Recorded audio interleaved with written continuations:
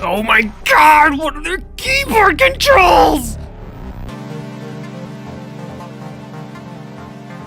In the year 2026 AD, the Earth Rage tectonic disturbance occurred around the world. And what came of it was a pretty boring game.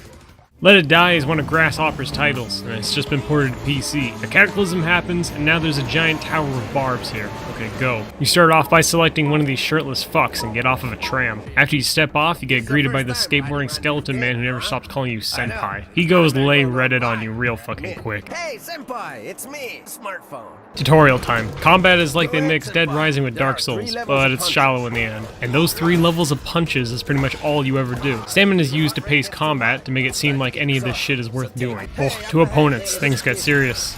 You can either block or evade enemy attacks. Great, wanna tell me how exactly? Oh god, please, why isn't any of this transcribed to the keyboard controls? Despite being a tutorial, it isn't teaching me shit! Eat mushrooms. That's a given. Drug reference, I get it. I guess you end up feeling pretty good, though. Down the hall, you see this crazy bitch. Gotta throw her some mushrooms. Wait, showing me the controls now? Oh my god, there's a hope in this. And she stuffs it down and brings it back up. Sorry, not into vomit porn. Little note here afterwards, it reads it. Why would you explain how to throw the mushroom after I've already done it? These little tutorial bits are so stupid. Why do you keep trying to educate me after the fact that I've just done it? There's a special finisher you can do in combat. Okay, let's try it. Okay, close to death. Let's pull this off. All right, hold E and Y or O? What? Who fucking thought of this scheme? Well, that didn't work. I managed to pull it off here, thank fuck. Fancy looking anyways. In any case, after that victory, you get shot and killed. Uncle Death comes around, prompting you to play again. Wanna try again? Oh wait, let me put the title logo up real quick. You know how these things go. Fuck yeah, we're breaking it down! Honestly, this whole part just makes me want to play Pro Skater over this shit. After all that, you wake up, or something, in an arcade room, and find out you were just playing a game the whole time. I think. Death puts the system back on, and we load up Let It Die. Oh man, the fourth wall meta is just out of control here. 11 out of 10. Well, I push any button and oh hey, yeah, that's exactly what I want to see. Every time I boot up my game, fucking microtransactions right in my face. Thank you. You have to start all over, but that's one of the gimmicks of the game. Though this next character will be a lot more permanent. So now you get given this hub you can hang out in. It's called the waiting room, and it's got several functions available. Picking up mushrooms and small critters, you can come here and roast them into different things. If I could understand how. I fucked it up though and just ate my shit by accident. So talking to this lady, she'll provide you with these things called decals, bumper stickers that you can place on yourself to grant passive bonuses, though if you die, you'll lose them. Over on the other side, you got this guy. He's your shop and crafting station. Pay him to get premium gear and to research new things. There's also a storage system available, but goddamn, couldn't they make these menus a little bit faster to work with? Yes, I'm quite sure I want to store what it is I'm storing. Just before leaving, you see a special balloon right here. Oh hey sweet, I can pay them a monthly subscription for some bullshit, how nice. And right beyond that is this box sitting here. Oh, it's a daily bonus thing. But hey, they want to make it clear, it's not just a login bonus, okay? So loading screens are masked behind the escalators and elevators you get into. And they're really long for whatever reason. Doesn't feel like they should be.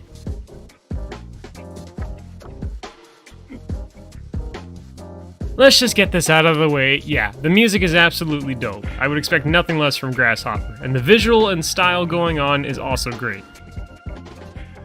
Alright, now we're actually starting off. Yeah, let's turn this valve and see what we got. Let's do this, I'm fucking ready, hell yeah. Oh, for fuck's sakes, it's practically another loading screen! So we end up having to kill our old self. Basically, the gimmick here is when you die, your old body gets turned into a super enemy you have to beat if you ever encounter him again. Aptly named as a hater. Yeah, that sums me up right about now. There's these stamp stations you come across. Every floor's got one, and you enter this rhythm part.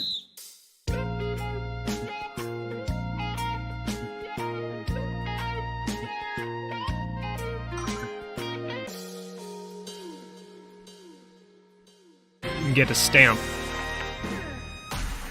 Alright. The more you go in, the more whacked out you start to look. I'm hoping this puts the fear of God into him. You can find gear strewn about. Some have stat requirements, but I only ever got denied a single piece, so I don't think it matters much. So at certain floors, you can find these elevators. You can switch them on, and then you have a fast access available to this floor from the waiting room. So now's a good time to head back to base and power up or whatever. The fuck's a Mingo head? When in a load screen from now on, you're shown this little history playback of where you went and what happened during your adventure on the last floor. It's cute, but it doesn't serve much purpose. You step off and get sucked off by this flying UFO fucker. He sucks up all your currency and whatnot that you've gathered and to stow it away. Then he lets you upgrade your stats and level up. Which would be great if I had any explanation of what all these meant exactly. Strength and HP, okay, obvious enough, but that doesn't excuse it. Hey, my login bonus has arrived. Oh, never mind, turns out I can't use it for 20 hours. So you get shown two new things. This thing over here is what stores your experience and whatnot, and opposite of it is the bank that stores your money. But you can't interact with these two things at all, so it seems kind of pointless telling me this. In the middle of the waiting room, you got this fountain. It heals you up, but it also lets you return to the arcade we originally were in. You log off, I guess, and there's nothing to do here, really. This bitch gives you quests, just not yet. Fuck, who does she remind me of? Alright, let's jack back in. Okay, here's Mingo Head. Oh yeah, explain the stats to me now, 10 minutes after the fact. Wonderful. I don't get it, does this game, like, pride itself on being so inconvenient and inconsistent? So using the elevator costs gold, going up and down, just be aware of that, not for subscribers. You'll come across this little guy, called Dustin, and you can send items back to storage for safekeeping if you get the feeling you're about to drop dead. Alright, let's send this pumpkin back. You're charging me real money to do this! No thank you. New enemy types start to show up. This guy gave me some trouble. There's a lock on, but I mean, hey, why tell me in English how to do it, right? I don't get it, honestly. Lots of games advise using a gamepad over a keyboard if they feel it plays better, but this game makes no attempt to warn me at all. Maybe a bathroom break is in order. Alright, that's pretty clever, I'll give him that one. So now we get this thing open up here, and it allows you fast access to the quests you can accept. Then really, what was the point of going out into the arcade for any of this? The quest menu is actually kind of a headache to navigate. Worst off, some of the goals of these quests, it's got no life written all over it. I got 10 days to kill 1,000 enemies or some shit. I guess it's either I play this game all day or not at all kind of syndrome. Are you kidding me? No. Alright, this bitch is getting on my nerves. And now we got this thing called a fighter freezer. Essentially, you can store your characters in here and switch between them if you like. Each one gets their own stats, and you can modify them more deeply later on. I head back into the tower, and oh dear, we got a big one here, boys. So these are the mid-bosses of the game. Is what you call a middle boss. Wow, middle boss, full title. I'm dying of laughter right now. So I fight it, and I don't get why, but the boss is the lowest level possible, so he seriously goes down in half a minute. He poses no threat to you this far into the game. So now he's dead, and we move on, I guess. So far, this whole game just keeps blending in with itself. Nothing's standing out. Senpai, I just sent you a super important text right now. Be sure to read it. Okay. Try online mode. Great, because I really want to have other people play this shit. I also looked at the DH store while I was in my menus. It's just a fucking cash shop. Fantastic. I head back to the waiting room. Alright, what's this thing? Also, now we've got like licensed music playing or something. It's all weeb shit though. So this guy explains that this online mode is essentially the mother base mechanic from MGS5, so I immediately didn't care. You do get to select your nationality though. Hey, there's Canada, looking good. Where's our maple leaf? The environments start to change the further you go. The layout pieces are different now, so there's new flavor being added at least. Fuck, this music's really getting to me. And now there's this vending machine open to me. It's a shop that cycles its items every now and again, but almost all of it costs the premium currency of the game. Now you can get this currency from daily logins and shit, but still, this is pretty much just the pay-to-win section. I actually figured out how to grill at this point. Thank God. There is a keybind menu, but for fuck's sakes, that's not sufficient enough to teach someone the controls. They shouldn't have to go looking at a giant key map just to figure it all out. After some more towering, we got our next boss. Alright, I'm ready. The real problem here is the choreography of a lot of enemies in this just aren't good. It's so difficult to tell what exactly the monster's next move is gonna be. And in this boss fight, it's just plain unclear if what I'm doing is what was intended. I can't tell, but I'm too beefed up at this point to die, so really it felt more like an endurance fight than anything else, but hey, I shoot her and it ends. Fucking entertaining! So on the 7th floor is when I finally kick the bucket. And now we get to hear about the Great Revive for Cash system. Basically, if you pay up 50 cents a pop, you can revive on the spot and continue your progress straight from there.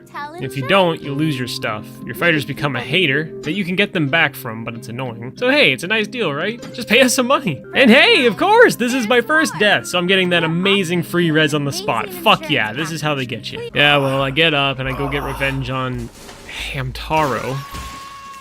I move on some more, and then you get to see these guys, the Jackals. These guys are decked out and kick ass. You're warned about encountering. Granted, though, I never saw them again. I died again on the 8th floor, but hey, I got a few of that premium currency for free when I started up the game, so I guess I'll try it out. I get back up and start kicking ass, and honestly, really, there's just not much else to say about this game. All you do is go through these randomized layouts and do the same combat shticks over and over, whilst being bombarded by all these freemium elements when you turn to base and whatnot. It's just fucking boring. Oh, also that finisher move I was talking about, the E plus Y or O thing, you can use left or right click respectively. It just didn't want to tell me, that was all. I make it to the 10th floor. This is the big one. Our first real big boss is here.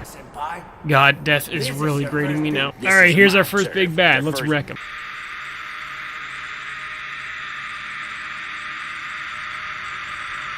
Before we have the pleasure, though, you have to go through this small gauntlet on these 2 trains. Nefarious traps and baddies block our path, but we'll get through. Got a pumpkin here, sweet. Oh, come on! The blades aren't even spinning! Did that one look like it even touched me? I wasn't having trouble with the hitboxes until now, I guess.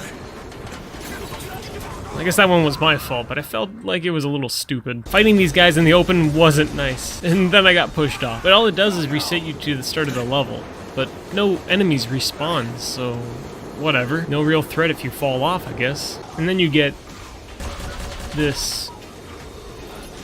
AI is amazing. Alright, I reached the front, let the fight begin. And he cheap shots me right off the fucking bat. Like I knew that was gonna happen. Oh Christ, the majority of this guy's damage can just flat out one-shot you. This might suck. It's just the worst of it is, his attacks seem to have these absurd priorities. And again, there's no real warning of what he's gonna do. Well, I drop a few times and I'm out of revives. Embarrassingly, I was almost tempted to spend that 50 cents to finish him off. Back at base, I can start up a new fighter, or I can spend a heap of cash to revive my current one. Well, I want to get this fight over with, so I use my gold and buy out my old guy. Got my gear back and my stats. Okay, I'm prepared this time. Let's do this. I'm ready this time. Well, he does another move right off the bat, but boy oh boy, did he sure trick me this time. It was a different move. It was at this point I discovered an AI loop to mess with him. Alright, look, the reasons you would play this game are the aesthetic and surreal pleasure of its themes. As is common for other Grasshopper works, they do this stuff very well. The reasons you wouldn't play this game is that all of it is insanely shallow and repetitive, the difficulty is very random and arbitrary, and much of it tends towards the freemium side of things. You know, pressure points that make you just want to spend money to get something over with. And you're coaxed into so many other systems that just use the cash shop to begin with. There's just flat out no good point in playing this shit. If you want better combat in the same vein, then yeah, go play the Soul series, I guess. Seriously. It's just pretty depressing is all. This game didn't know what it wanted to be. It's a single player game, but chalked out with all this pseudo online free-to-play mechanics. It doesn't do either of them very well. It hurts to think that this is the same company that made these great games. Well, near the end of the fight, I actually discovered the trick you're supposed to do to beat his ass. When he does a dashing attack towards you, if you have him land into the electric fence on the outskirts of the train, he'll seize up and you can wail on him. It kinda sucks this didn't really present itself until after I beat his ass. Regardless, I finish him off. Cha-ching, let's go. You get your picture taken, whoop-de-doo. And here we are, the 11th floor. Holy shit, we can see the sky. That's a change, huh? It kind of feels like progression. But at this point, my patience ran out, and my interest was zilch, so I said goodbye. So yeah, this game isn't worth your time. Other games are worth your time. It's pretty much a Suda game without all the Suda. Just go back to waiting for Killer 7 to come out. And please, just let this game die.